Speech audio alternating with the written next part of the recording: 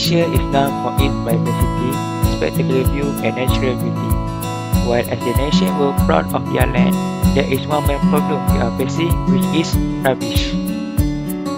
Every year, approximately 30,000 to 33,000 tons of material waste that could be recycled, and it is mainly down to people who are not understanding what can be recycled and what can't.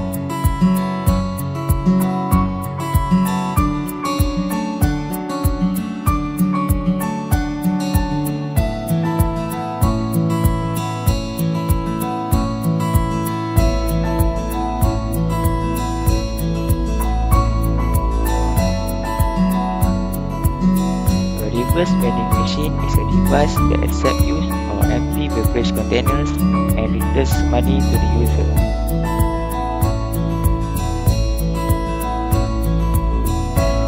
As our idea, this single reverse vending machine does not use barcode scanner. For plastic bag, there is a plastic roller instead of holes. The weight sensor is designed to make sure that all of them are empty and clean, or the machine will deny the item.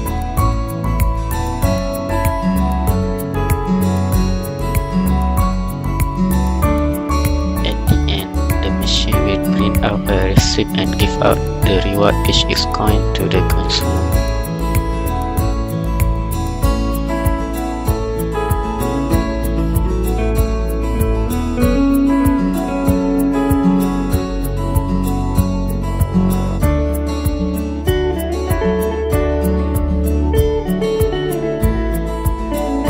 There are so much benefits from this reverse vending machine.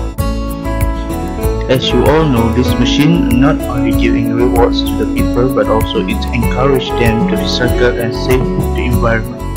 Furthermore, the reverse vending machine will make sure recycling is easier, because most of the machine will be placed at the open area and easy to access by consumer.